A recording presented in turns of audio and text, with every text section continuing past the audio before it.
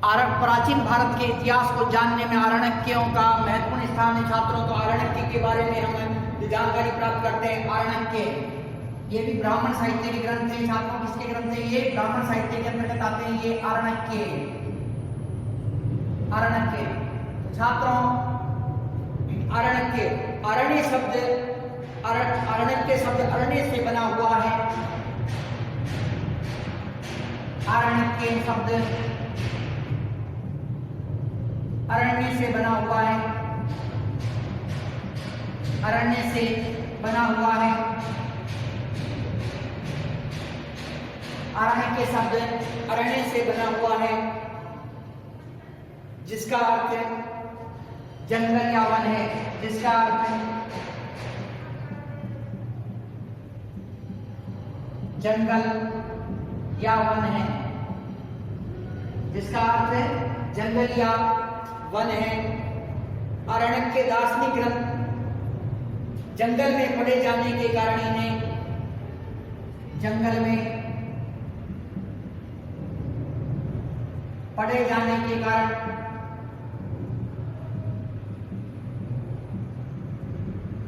जंगल में पड़े जाने के कारण इन्हें अरण्यक कहा जाता है।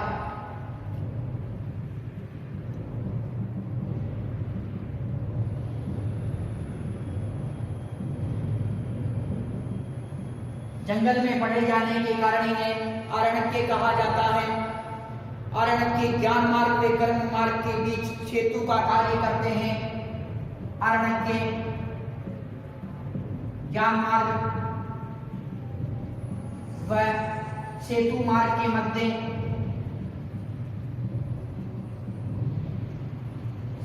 ज्ञान मार्ग व कर्म मार्ग के मध्य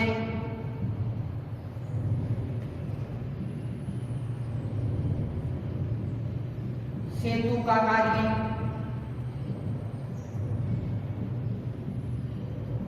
करते हैं। सेतु का कार्य करते हैं।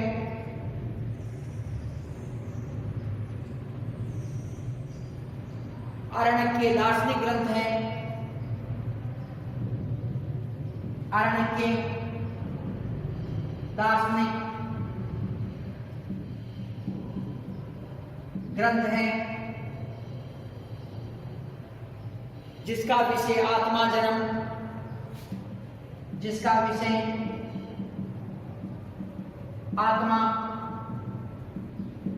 जन्म, परमात्मा, आत्मा जन्म, परमात्मा, मृत्यु, पुनर्जन्म, मृत्यु, पुनर्जन्म है। पुनर्जन्म है, मृत्यु पुनर्जन्म है।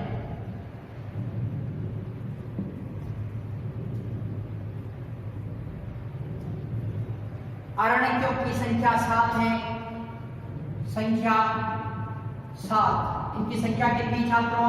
आरण्यकों की संख्या कितनी है? 7 है। और ये 7 कौन कौन सी है? ऐत्रेय आरण्यक, ऐत्रेय संख्या कितनी इनकी छात्रों? ऐत्रेय। दूसरा है सांख्यायन, संख्यायन। दूसरा कौन सा छात्रों? संख्यायन। तीसरा है तैत्तिरीय, संख्यायन, तैत्तिरीय, तैत्तिरीय। मैत्रायणी, मैत्रायणी, मैत्रायणी। माध्यनंदिन वृदारण्यक, माध्यनंदिन,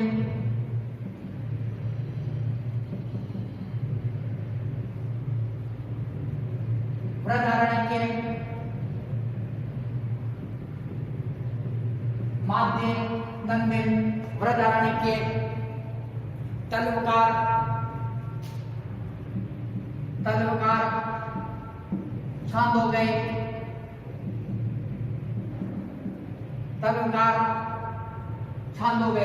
छात्रों आरण्यक, आरण्यक की संख्या कितनी है? 7 बताइए। कितनी संख्या बताइए? ये 7 है। आरण्यक कौन कौन से? ऐत्रेय, संख्यायन, तैत्तिरीय, मैत्रायणी, माध्य नंदिन, बृहदारण्यक, तल्पकार और छांदोग्य। तो कौन कौन से छात्रों? ऐत्रेय, संख्यायन, तैत्तिरीय, मैत्रायणी, माध्य नंदिन, बृहदारण्यक, तल्पकार और छांदोग्य। तो ये कितने? 7 आरण्यक। आरण्यकों की संख्या कितनी बताइए? 7 बताइए। कितनी बताइए छात्रों? 7 बताई गई है। छात्रों आरण्यक, तो आरण्यक, आरण्यक शब्द अरण्य से बना हुआ। किससे बना हुआ छात्रों? आरण्यक शब्द अरण्य से बना हुआ है और इसका अर्थ होता है, अरण्य का अर्थ क्या होता है? जंगल या वन। अरण्य का अर्थ क्या होता है? जंगल या वन। जंगल में पढ़े जाने के कारण इन्हें आरण्यक कहा गया। तो क्या कहा गया छात्रों? जंगल में पढ़े जाने के कारण इन्हें आरण्यक कहा गया। आरण्यक ज्ञान मार्ग व कर्म मार्ग के मध्य सेतु का कार्य करते हैं। तो आरण्यक ये किसके मध्य करते हैं? ज्ञान मार्ग या कर्म मार्ग के मध्य ये सेतु का कार्य करते हैं। तो कौन करता है छात्रों? ये आरण्यक ग्रंथ है, ये जो करते हैं। छात्रों आरण्यक दार्शनिक ग्रंथ है। कौन से ग्रंथ है? ये दार्शनिक ग्रंथ है जिसका विषय आत्मा, जन्म, परमात्मा, मृत्यु, पुनर्जन्म है। तो आरण्यक दार्शनिक ग्रंथ है जिसका विषय क्या है? इन ग्रंथों के अंदर क्या बताया गया? आत्मा के बारे में, जन्म के बारे में, परमात्मा के बारे में, मृत्यु के बारे में तथा पुनर्जन्म के बारे में जो आरण्यक इसके अंदर बताया गया है। तो छात्रों आरण्यक किस प्रकार के ग्रंथ है? दार्शनिक ग्रंथ है। जंगल में पढ़े जाने के कारण ये आरण्यक कहलाए। और आरण्य का अर्थ क्या होता है? जंगल या वन। और आरण्यक की संख्या कितनी है? 7 है। और ये आरण्यक कौन कौन से हैं? ऐत्रेय आरण्यक, संख्यायन आरण्यक, तैत्तिरीय आरण्यक, मैत्रायणी आरण्यक, माध्य नंदिन, बृहदारण्यक, तल्पकार आरण्यक और छांदोग्य आरण्यक। तो ये क्या है कि इनकी संख्या कितनी छात्रों? 7 बताई गई है। छात्रों आरण्यक के बाद में हम जो ब्राह्मण साहित्य के अंदर अगला देखते हैं उपनिषद। तो छात्रों अगला है उपनिषद। उपनिषदों के माध्यम से भी हमें तत्कालीन भारतवर्ष की जानकारी प्राप्त होती है, सामाजिक, आर्थिक, धार्मिक स्थिति की। हमें जो इसके अतिरिक्त छात्रों जो ये है, जो हमें इसकी जो आरण्यक के ये जो उपनिषद है, उपनिषदों के माध्यम से हमें जो आयु की जानकारी हमें प्राप्त होती है। तो उपनिषद मोस्ट इंपोर्टेंट है छात्रों। उपनिषद, उपनिषद। छात्रों उपनिषद के बारे में, उपनिषदों की संख्या, उपनिषदों की संख्या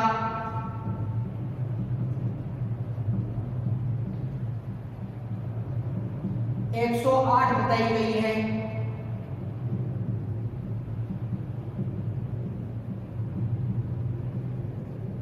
उपनिषदों की संख्या 108 बताई गई है।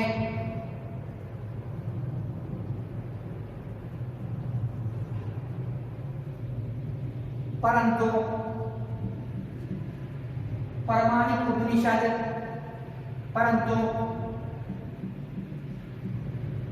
प्रामाणिक उपनिषद 12 है। प्रामाणिक उपनिषद 12 है। अब ये 12 उपनिषद कौन कौन से छात्रों, उसके बारे में देखते हैं। जो प्रामाणिक जो उपनिषद है 12 वो कौन कौन से हैं, तो उनके बारे में देखते हैं। इधर देखिए छात्रों, प्रामाणिक जो 12 उपनिषद है वो कौन कौन से हैं? ईश, केन, कट, ईश, केन, कट, प्रश्न, मंडूक, मांडुक्य,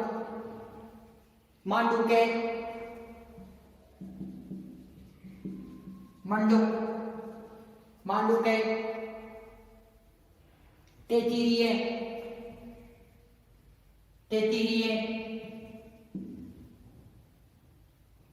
यहां देखिए छात्रों, ईश, कट, ईशकेन, कट, प्रश्न, मंडूक, मांडुक्य, मांडुक्य, तैत्तिरीय, ऐत्रेय, तैत्तिरीय,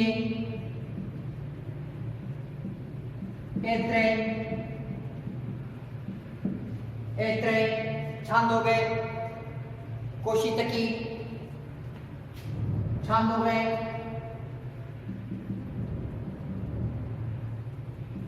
कोशितकी, छांदोग्य, कोशितकी, बृहदारण्यक,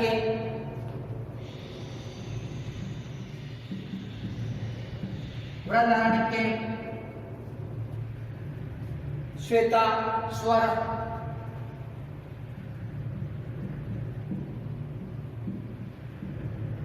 श्वेता स्वर,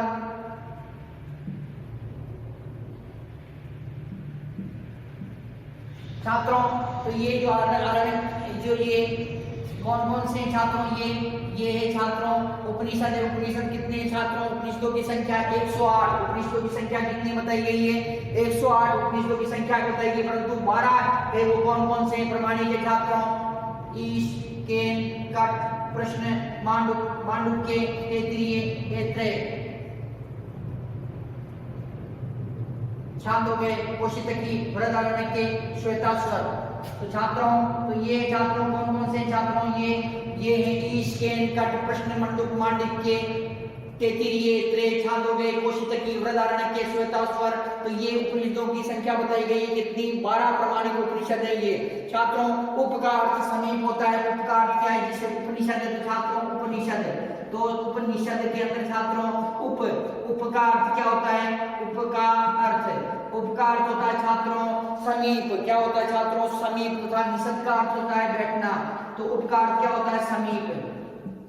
और निषद का अर्थ क्या होता है छात्रों? निषद तो छात्रों जो निषद का अर्थ छात्रों निषद का अर्थ बैठना, निषद का अर्थ बैठना। तो छात्रों जो उपनिषद है तो उप का अर्थ क्या होता है? समीप होता है। निषद का अर्थ क्या होता है? कि बैठना। जिस रहस्य विद्या का ज्ञान, तो छात्रों इसकी परिभाषा क्या हो गई छात्रों? ये कि जिस रहस्य विद्या का ज्ञान गुरु के समीप बैठकर प्राप्त किया जाता है, गुरु के समीप बैठकर प्राप्त किया जाता है,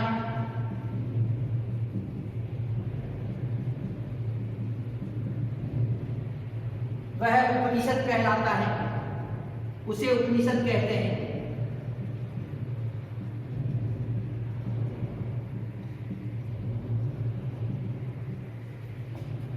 उसे उपनिषद कहते हैं। तो जिस रहस्य विद्या का ज्ञान गुरु के समीप बैठकर प्राप्त किया जाता है वो क्या कहलाते हैं? उपनिषद कहलाते हैं। उपनिषदों में आत्मा परमात्मा, उपनिषदों में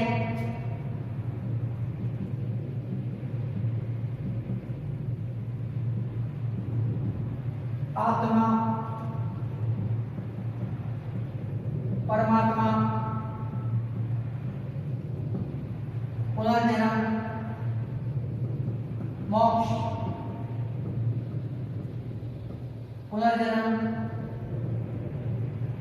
मोक्ष का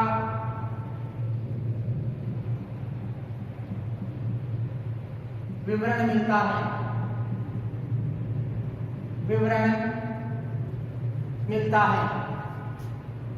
वैदिक साहित्य का अंतिम भाग होने के कारण, वैदिक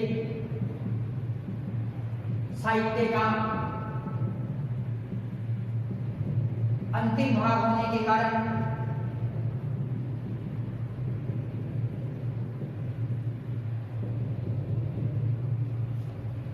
उपनिषदों को वेदांत भी कहा जाता है,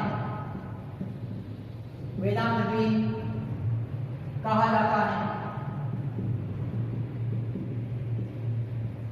वेदांत भी कहा जाता है। उपनिषद उत्तर वैदिक काल, उपनिषद उपनिषद उत्तर वैदिक कालीन उपनिषद उत्तर वैदिक काल में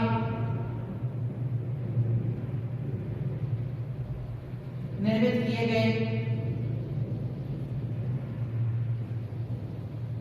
उत्तर वैदिक काल में निर्मित किए गए।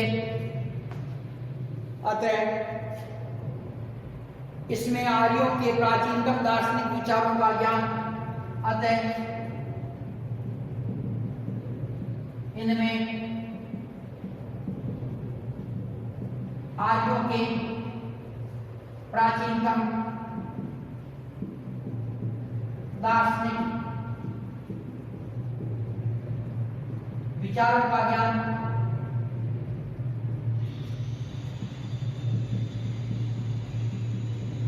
प्राप्त होता है। विचारों का ज्ञान प्राप्त होता है। इसे पराविद्या व आध्यात्मिक विद्या भी कहते हैं। इसे पराविद्या व आध्यात्मिक विद्या भी कहते हैं।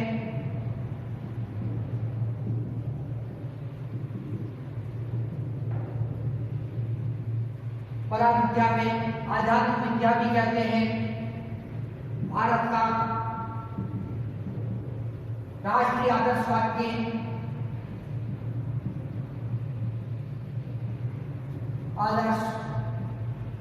वाक्य सत्यमेव जयते, वाक्य सत्यमेव जयते, सत्यमेव जयते मुंडकोपनिषद से लिया गया है।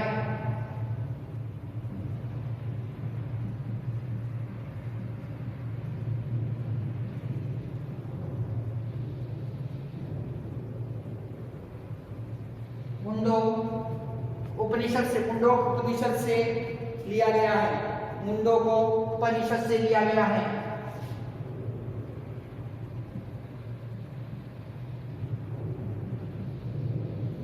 मुंडकोपनिषद से लिया गया है।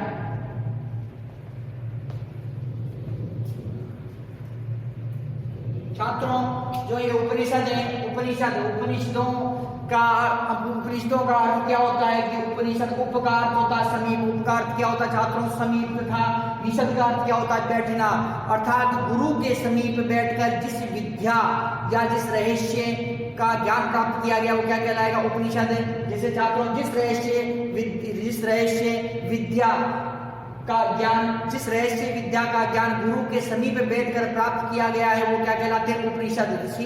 इसकी सीधी सामान्य परिभाषा एक तरीके से छात्रों की उपनिषद किसे कहते हैं? तो उपनिषद छात्रों जिस रहस्य विद्या को गुरु के समीप बैठकर प्राप्त किया जाता है वह क्या कहलाता है? उपनिषद कहलाता है। उप का अर्थ क्या होता है? समीप। तथा निषद का अर्थ क्या होता है? बैठना, अर्थात गुरु के समीप बैठकर ज्ञान प्राप्त करना। छात्रों, उपनिषदों की संख्या कितनी बताई गई? 108 उपनिषदों की संख्या बताई गई। परंतु प्रमाणिक जो उपनिषद है छात्रों, प्रमाणिक उपनिषद कितने हैं? 12। कितने प्रमाणिक उपनिषद कितने बताए गए छात्रों? 12 उपनिषद है। 12 उपनिषदों को प्रमाणिक बताया गया है। और ये 12 उपनिषद है छात्रों, 12 क्या है? प्रमाणिक उपनिषद है। कौन कौन से हैं? ईश, केन, कठ, प्रश्न, मुंडक, मांडुक्य, तैत्तिरीय, ऐत्रेय, छांदोग्य, कौशितकी, बृहदारण्यक, श्वेताश्वर। तो ये जो क्या है कि 12 जो आरण्यक, ये प्रमाणिक आरण्यक तथा इसके अंतर्गत देखिए छात्रों, उपनिषदों के अंदर क्या प्राप्त होता है? उपनिषदों में आत्मा, परमात्मा, मोक्ष, पुनर्जन्म का विवरण मिलता है। तो उपनिषद में किसका वर्णन मिलता है? आत्मा, परमात्मा, मोक्ष, पुनर्जन्म का हमें विवरण प्राप्त होता है। वैदिक साहित्य का अंतिम भाग होने के कारण इन्हें वेदांत भी कहा जाता है। मोस्ट इंपोर्टेंट है। आपके पूछा जा सकता है कि वेदांत किसे कहते हैं? तो वैदिक साहित्य का अंतिम भाग होने के कारण उपनिषद क्या कहलाते हैं? वेदांत भी कहलाते हैं। उपनिषद उत्तर वैदिक काल में निर्मित हुए। जो ये उपनिषद है इनका जो निर्माण काल है वो क्या है कि उत्तर वैदिक काल था। उत्तर वैदिक काल का समय कितना था छात्रों? 1000 ईस्वी पूर्व से लेकर उत्तर वैदिक काल। तो छात्रों, उत्तर वैदिक काल कब से कब था? 1000 ईस्वी पूर्व से लेकर तक का समय कौन सा था? उत्तर वैदिक काल का। 1000 ईस्वी पूर्व से लेकर 600 ईस्वी पूर्व तक का समय जो उत्तर वैदिक काल का था। और वैदिक काल पर ऋग्वैदिक काल था, जो ऋग्वैदिक जिस काल के अंदर जो ऋग्वेद की रचना हुई वो कौन सा था? ऋग्वैदिक काल। तो इसका समय कितना था? 1500 ईस्वी पूर्व से लेकर और 1000 ईस्वी पूर्व तक। तो छात्रों का था 1500 ईस्वी पूर्व से लेकर 1000 ईस्वी तक ऋग्वैदिक काल का समय था, जबकि उत्तर वैदिक काल का समय था 1000 ईस्वी पूर्व से लेकर 600 ईस्वी पूर्व तक। और इसी 1000 ईस्वी पूर्व से लेकर 600 ईस्वी पूर्व के मध्य जो उपनिषदों की रचना हुई, और उपनिषदों के अंदर क्या बताया गया छात्रों कि आत्मा, परमात्मा, मोक्ष, पुनर्जन्म का हमें विवरण मिलता था। आर्यों के ये जो इसमें आर्यों के प्राचीनतम दार्शनिक विचारों का ज्ञान भी प्राप्त होता है। जो आर्य जाति थी जिसने जो भारतवर्ष के अंदर भारतवर्ष के अंदर जिसने प्रवेश किया, तो उस आर्य जाति जो प्राचीनतम भारतवर्ष की जो मुख्य जाति थी कौन सी? आर्य जाति। तो उस आर्य जाति के दार्शनिक विचारों की हमें जानकारी प्राप्त होती है। वो किससे प्राप्त होती है छात्रों? वो होती है हमें ये उपनिषदों के माध्यम से। उपनिषदों को पराविद्या में, आत्मविद्या में जो ये ज्ञान प्राप्त होता है, इसे क्या कहते हैं छात्रों? हमें इसे पराविद्या या अध्यात्म विद्या भी कहते हैं। जो आर्यों की जानकारी में प्राप्त होती है इसे हमें पराविद्या, ये पराविद्या या इसे हम आध्यात्म विद्या भी कहते हैं। छात्रों जो ये उपनिषद है, उपनिषदों के अंतर्गत छात्रों कि ये जो मुंडकोपनिषद है, कौन सा? मुंडकोपनिषद मोस्ट इंपोर्टेंट है। इसके अंदर भारत का जो राष्ट्रीय आदर्श वाक्य है, भारत का जो राष्ट्रीय आदर्श वाक्य कौन सा? सत्यमेव जयते। उसका प्रथम बार उल्लेख कहां पर किया गया है? सर्वप्रथम जो उल्लेख मिलता हमें, प्रथम बार जो उल्लेख मिलता है वो कहां मिलता है? मुंडकोपनिषद के अंदर। किसमें मिलता है? मुंडकोपनिषद के अंदर। किसका? सत्यमेव जयते, जो भारत का राष्ट्रीय आदर्श वाक्य, उसका उल्लेख भी हमें इसी उपनिषद के अंदर प्राप्त होता है। इस प्रकार से छात्रों ये जो उपनिषद ग्रंथ है, उपनिषद हमें तत्कालीन भारतवर्ष की हमें जो जानकारी प्रदान करते हैं। छात्रों अब हम उपनिषदों के बाद में जो वेदांत के बारे में चर्चा करेंगे। वेदांत, तो छात्रों वेदांत की संख्या कितनी बताई गई है? वेदांत की संख्या भी 6 बताई गई है। वेदांतों की संख्या कितनी है? 6।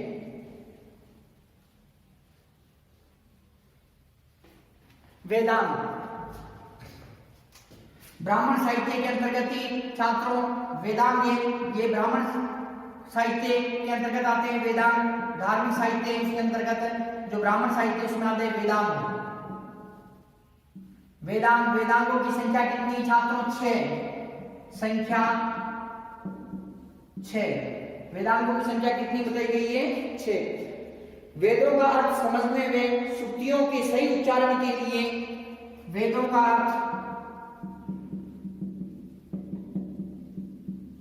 समझने व वेदों का अर्थ समझने व सुक्तियों के सही उच्चारण के लिए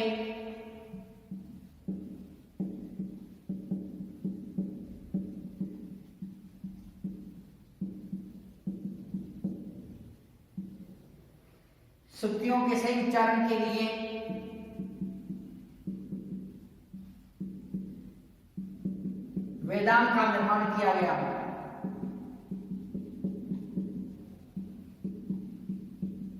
वेदांत का निर्माण किया गया और ये 6 वेदांत के छात्रों में कौन कौन से हैं? शिक्षा,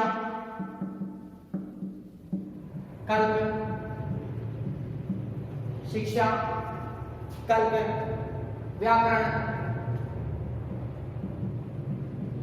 निरुक्त, छंद, ज्योतिष।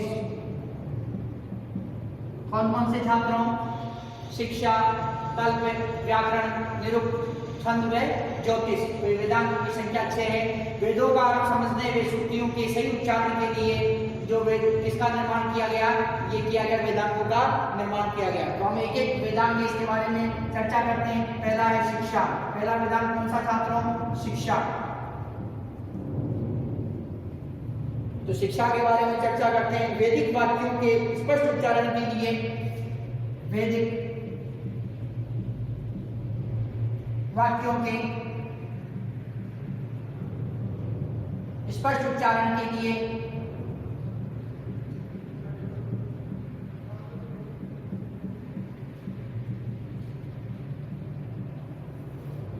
इसका निर्माण किया गया।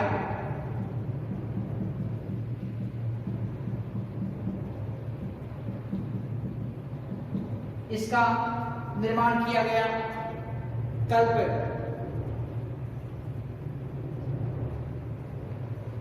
वैदिक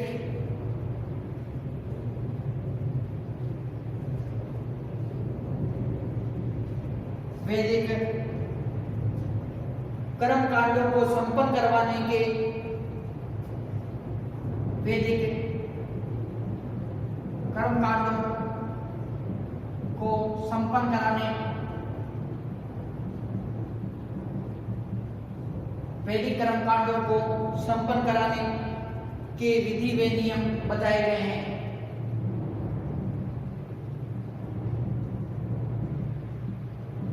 का वर्णन, विधि व नियम का वर्णन, व्याकरण,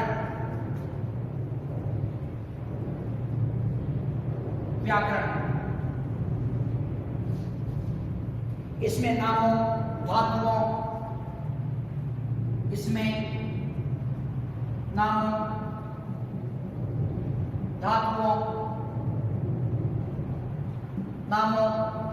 धातुओं की रचना, उपसर्ग प्रत्यय के प्रयोग के हेतु नियम,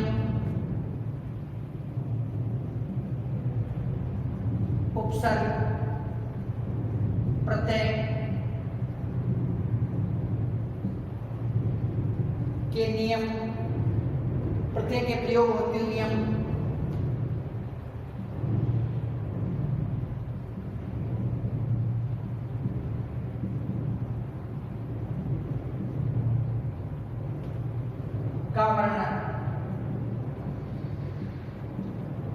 का वर्णन,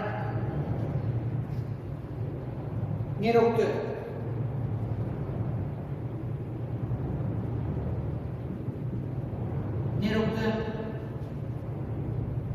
यह भाषा शास्त्र का प्रथम ग्रंथ माना जाता है।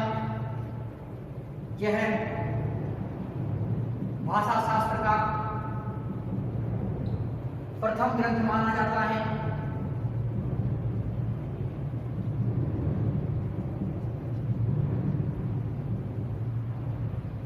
प्रथम ग्रंथ माना जाता है। शब्दों का अर्थ,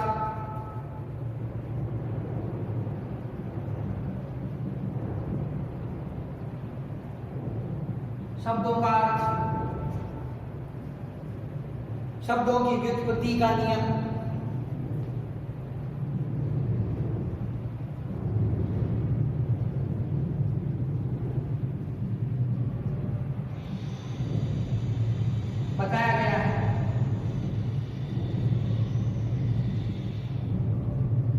बताया गया है। छंद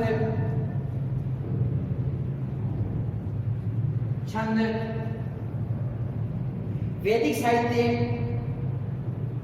में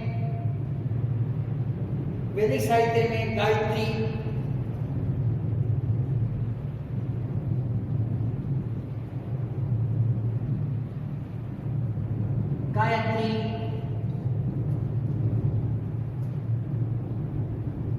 त्रिष्टु,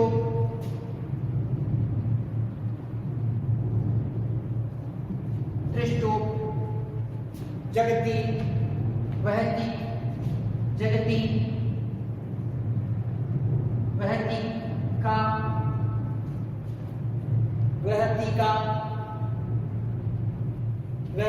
आदि छंदों का प्रयोग हुआ है।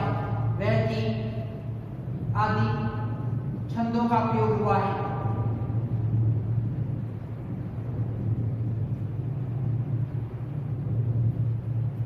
का वर्णन,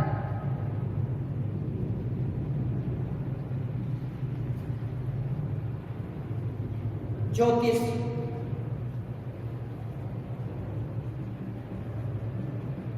इसमें ज्योतिष शास्त्र के विकास को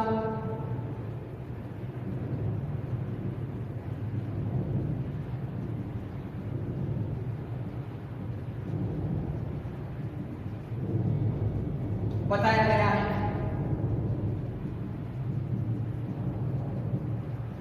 ज्योतिष शास्त्र के विकास को बताया गया है। छात्रों, ब्राह्मण साहित्य के अंदर जो वेदांग है, वेदांगों का अत्यंत ही महत्वपूर्ण स्थान है और इससे हमें प्राचीनतम भारतवर्ष की जानकारी प्राप्त होती है। वेदांगों की संख्या कितनी है? 6। छात्रों, 6 वेदांग कौन कौन से उनके बारे में देखते हैं। शिक्षा, कल्प, व्याकरण, निरुक्त, छंद और ज्योतिष। कौन कौन से छात्रों? शिक्षा, कल्प, व्याकरण, निरुक्त, छंद और ज्योतिष है। वेदों का अर्थ समझने में सुक्तियों के सही उच्चारण के लिए वेदांग का निर्माण किया जाता है। किसका निर्माण किया जाता है? वेदांग का। तो वेदों का अर्थ समझने व सुक्तियों के सही उच्चारण के लिए वेदांग का निर्माण किया जाता है। शिक्षा, वैदिक वाक्यों के ये 6 जो वेदांग है, 6 वेदांग कौन कौन से उसके बारे में देखते हैं छात्रों की। शिक्षा, वैदिक वाक्यों के स्पष्ट उच्चारण के लिए इनका निर्माण किया गया। जो वैदिक वाक्य है उनका उच्चारण स्पष्ट प्रकार से हो सके इसके लिए किसका निर्माण किया गया है? इसलिए इसका निर्माण किया गया किसका छात्रों? शिक्षा का। कल्प, वैदिक कर्म कांडों को संपन्न करवाने की विधि व नियम का वर्णन। जो कल्प है, कल्प नामक जो वेदांग है, इसके अंदर वैदिक कर्म कांडों को संपन्न करवाने की जो विधि है उसका वर्णन इसके अंदर किया गया है। छात्रों, इसके अतिरिक्त छात्रों व्याकरण इसमें नामों, धातुओं की रचना, उपसर्ग, प्रत्यय के प्रयोग हेतु नियम का वर्णन किया गया। तो व्याकरण में किसका वर्णन किया गया है?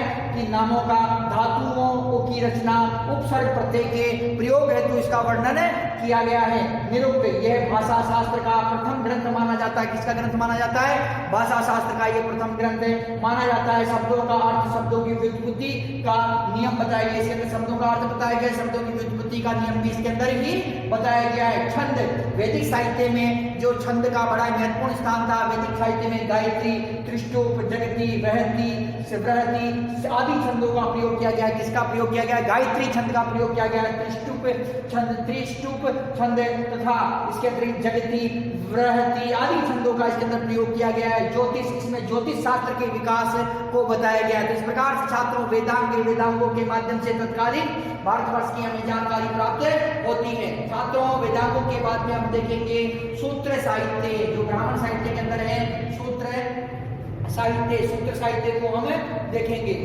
छात्रों, वेदांगों के बाद में सूत्र साहित्य।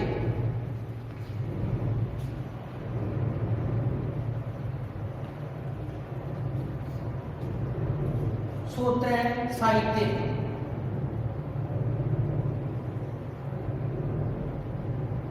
सूत्र साहित्य। छात्रों, जो सूत्र साहित्य है ये वैदिक साहित्य को व्यवस्थित बनाए रखने के लिए, वैदिक साहित्य को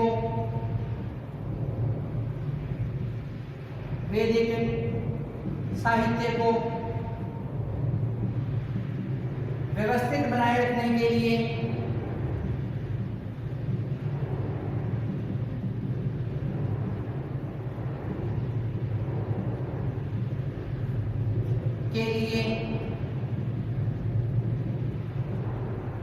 सूत्र साहित्य का निर्माण किया गया।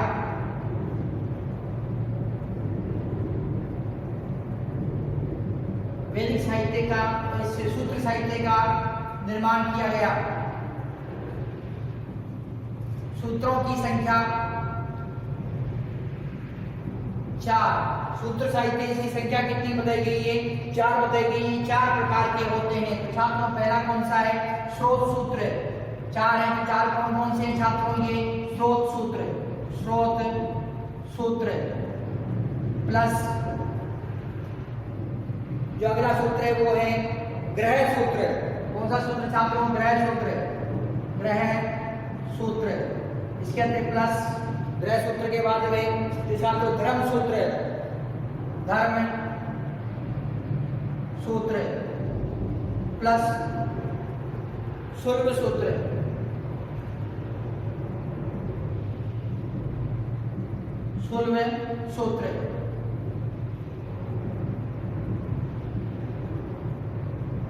स्रोत सूत्र।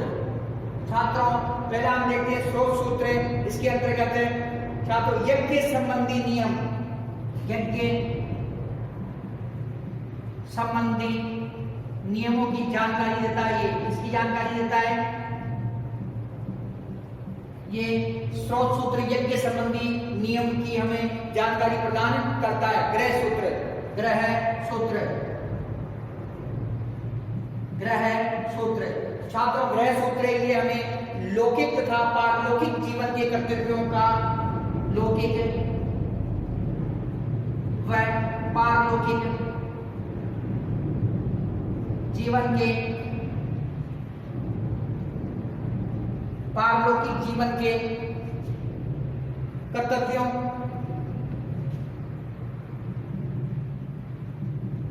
का उल्लेख,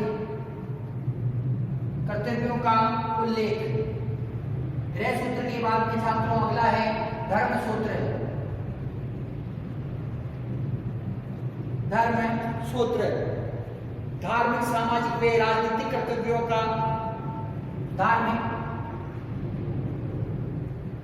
सामाजिक, राजनीतिक, राजनीतिक कर्तव्यों, अधिकारों, अधिकारों, अधिकारों, कानूनों का उल्लेख, कानूनों का उल्लेख, कानूनों का उल्लेख। सोलहवें सूत्र,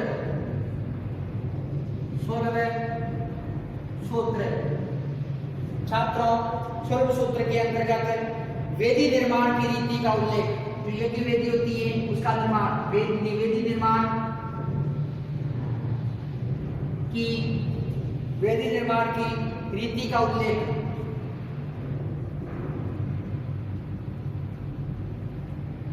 वेदी निर्माण की रीति का उल्लेख। छात्रों, जो वैदिक साहित्य है, वैदिक साहित्य के अंतर्गत सूत्र साहित्य का महत्वपूर्ण स्थान है। सूत्र की जो संख्या कितनी है? 4। सूत्रों की संख्या कितनी बताई गई है? 4 बताई गई है। स्रोत सूत्र, ग्रह सूत्र, धर्म सूत्र, सुलभ सूत्र। कौन कौन से सूत्र है छात्रों? स्रोत सूत्र, ग्रह सूत्र, धर्म सूत्र तथा सुलभ सूत्र बताए गए। वैदिक साहित्य को व्यवस्थित बनाए रखने के लिए, जो वैदिक साहित्य है उसे व्यवस्थित बनाए रखने के लिए किसका निर्माण किया गया छात्रों? उसको व्यवस्थित बनाए रखने के लिए जो सूत्र साहित्य का निर्माण किया गया। अर्थात वैदिक साहित्य को व्यवस्थित बनाए रखने के लिए सूत्र साहित्य का निर्माण किया गया। सूत्रों की संख्या कितनी है? 4 है। कितनी संख्या बताई? 4 है। स्रोत सूत्र, ग्रह सूत्र, धर्म सूत्र, सुलभ सूत्र। कितनी संख्या बताई गई है? स्रोत सूत्र, ग्रह सूत्र, धर्म सूत्र तथा सुलभ सूत्र। स्रोत सूत्र यज्ञ संबंधी नियम की जानकारी देता है।